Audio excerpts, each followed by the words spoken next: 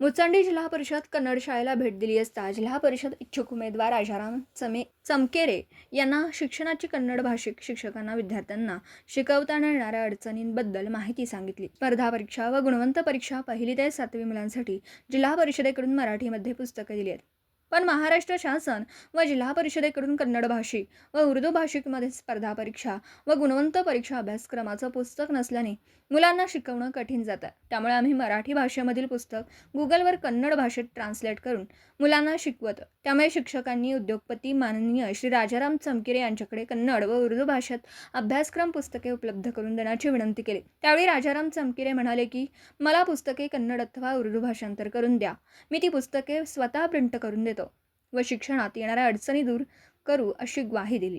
मी मुचंडी गावामध्ये कन्नड शाळा 1ली ते 7वी पर्यंत नियोजन करून भेट दिलेलं आहे।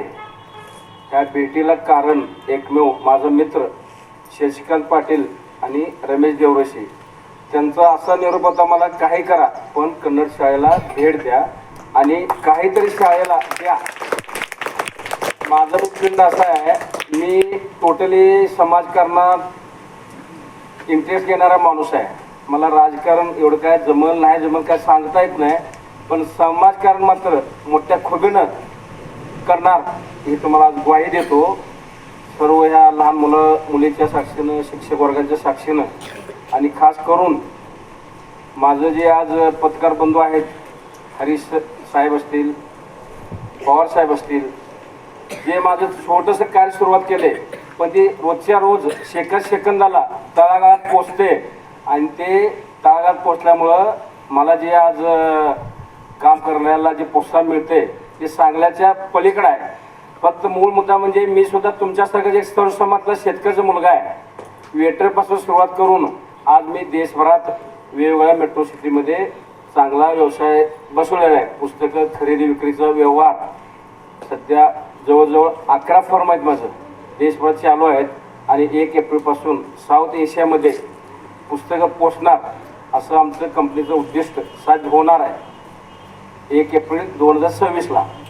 त्यामुळं तुम्हाला मुलामुलींना एक माझं आव्हान आहे, पहिलं तुम्ही वाचायला पाहिजे। वाचायचं म्हणजे काय, वेगवेगळे समाजकारणाची पुस्तकं वाचा, शास्त्रज्ञांचे वाचा, राजकारण्याचे वाचा, अध्यात्मिकचे वाचा, पण जे तुमचं आवड आहे ज्या गोष्टीमध्ये तेच गोष्ट करा।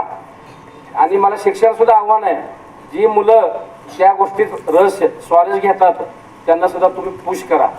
असं पुश करण्याचं सिस्टीम पद्धत युरोपियन खंडात आहे किंवा अमेरिका असेल, USA असेल, असं बऱ्याच ठिकाणी ही पद्धत आहे।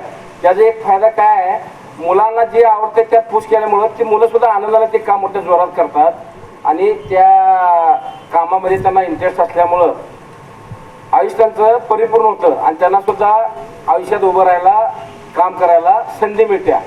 मग ते खेळाडूचं लाईन असेल, एखादा शेतकरी असेल किंवा एक बिझनेसमॅन असेल किंवा इंजिनियर असेल, डॉक्टर असेल किंवा शास्त्रज्ञ असेल, जे जमते जे आवडते ती गोष्ट करा हा एक तुम्हाला सल्ला आहे। आणि कधीच आपली ह्याच्या मागं कसं होणार काय होणार निगेटिव्ह भावना आणू द्यायचं नाही। मुलावर एवढं संस्काराला स्तराने विनंती आहे, असं संस्काराला मुलावर की त्यांचा आत्मविश्वास वाढलं पाहिजे, त्यांना मनाला किंवा त्यांच्या शरीराला असं वाटायला पाहिजे मी कुठंतरी कमी पडतोय किंवा हे मला जमणार नाही। जी आत्मविश्वासानं मुलं पुढे जातात त्यांचं ध्येय साध्य होतं। थोडक्यात उदाहरण द्यायचं झालं तर शिवाजी महाराज बघा, आज मावळे किती होतं, अगदी हाताच्या बोटावर मोजण्यात का मावळे होते, पण मोठं मुस्लिम राजवटी जेवढे आक्रमण झाले देशावर सगळ्यांना परतून लावले मराठ्यांनी। मग त्यांचं शिवाजी महाराजांचा आदर्श थोडंसं काय म्हणा घेतलं ना आयुष्यात काहीच अवघड नाही। आणि बसवेश्वरासारखे आपले संत होऊन गेले, त्यांचं आध्यात्मिक मार्गामध्ये एवढं मोठं योगदान आहे, शांतीचा संदेश आहे। आणि आंबेडकरसारखे शिका, संघटित व्हा, संघर्ष करा, हे जे त्यांचे विचार आहेत ते कधीही कुणालाही कुठेही जगाच्या पातळीवर उपयोग पडणारी गोष्ट आहे। त्यामुळं तुम्ही सुद्धा APJ अब्दुल कलामासारखं आदर्शवत काम करा ही सुद्धा माझी विनंती आहे. एपीजेचा एक आदर्श असा आहे, त्यांनी आयुष्यात कधी जायचं मनाचा प्रकार त्याच्या लक्षात द्यायला नाही. त्या गोष्टीसाठी नमाज पडण्यासाठी मला कसं मशीद जाय सुद्धा वेळ आली. एवढं त्यांचं बिझी शेड्यूल होऊन गेलं आणि त्यांच्या आयुष्यामध्ये साधं लग्न करायला सुद्धा वेळ मिळाला नाही. म्हणून आज अणु संशोधन करून देश आज अणुशक्ती म्हणजे उदयाला आलं, त्याला एकमेव कारणीभूत म्हणजे माजी राष्ट्रपती APJ कलाम आहेत. बरं, असे थोर महानांचे एवढे कार्य आहेत आपल्याला सांगून दिवस सुद्धा पुरणार नाही. त्यामुळे प्रत्येक गावात मी एका थोर पुरुषाचं आदर्श सांगून मी माझं कार्यक्रम करणार आहे. 16 गावात मी 16 गावं जी येतात मुख्य जिल्हा परिषदमध्ये पुस्तकाचं पूर्ण जबाबदारी घेतलेलं आहे. म्हणजे काय, माझ्या कंपनी त्यांना जे मागाल ते पुस्तकं देणार तुमच्या लाभीसाठी. आणि सेकंड, जी मुलं गाव लेवलला, तालुका लेवलला, जिल्हा लेवलला, राज्य लेवलला नंबर जर आले तर त्यांना नोकरी लागेपर्यंत माझी कंपनी त्यांना फ्रीमध्ये पुस्तकं देणार. हे आज मी सर्वांच्या वतीनं साक्षीनं ग्वाही देतो. पुस्तकं मला पुस्तकं देऊ शकतो, इतर देईन, पण माझ्या हातला होईल ना का सांगता येत नाही. पण त्या गोष्टीसाठी आपले आमदार साहेब खंबीर आहेत. ते माझ्या मनातले एकदम म्हणजे गोपीनाथ मुंडे सारखं त्यांचं व्यक्तिमत्व आहे, लोकनेता आहे. ते एकाच गोष्ट मी सांगावं आणि नाही होणार असं होणारच नाही. तुमच्या काय इतकं काय अडचण असेल तर तुम्ही बिंदास मला कानावर घाला. मी सुद्धा आमदारच्या जवळच माणूस असल्यामुळं तुमचं कुठली गोष्ट होणार नाही असं होणार नाही. फक्त तुम्ही माझ्याकडे पुरावा म्हणून काय तर लेखीमध्ये देत जावा. त्या लेखी मी सुद्धा तुम्हाला लेखीमध्ये सांगत जाईल. झालं तर पत्र येईल, नाही झालं तर काय झालं नाही त्या पत्रानिशी तुम्हाला आपण उत्तर देऊ. त्यामुळे तुम्हाला सुद्धा वाऱ्या म्हणजे सरकार काम 6 महिने थांब असं परिस्थिती मी येऊ देणार नाही. कारण मी एक जातीवंत बिझनेसमॅन असल्यामुळं आणि तळागाळात वर गेल्यामुळं मला चांगल्या अडचणी माहीत आहेत. मुलांचे काय अडचणी आहेत, गावाची काय अडचणी आहेत, स्त्रियांची काय अडचणी आहेत किंवा शेतकऱ्यांची काय अडचणी आहेत, हे प्रश्न पूर्ण माहिती घेऊन मैदान मी उतरायला गडी आहे. तसं मी साधं सोपं नाही आहे. तिथून पुढे जे नुसतं वाऱ्यावर जे बोलतात, हवेत जे गोळी मारतात ते इथून पुढे आता आपल्या तालुक्यात चालणार नाही. त्यामुळे ह्या गोष्टी जे मी बोलतोय, लहान मुलं म्हणजे मी देव सांगतोय, की छोटी मुलं म्हणजे देवच आहेत ना.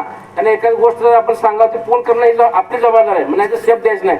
असे कितीतरी लोक येतील जातील, पण प्रत्येकाने एक स्वच्छ भावना ठेवा. एक मंदिराकडे बघू नये ह्या मताचं मी आहे, पण शाळेकडे जरूर बघावं. त्यात एक कोटी शाळेसाठी द्या ना, असं मी जोरदार आवाज उठवणार इथून पुढे या भविष्यकाळात.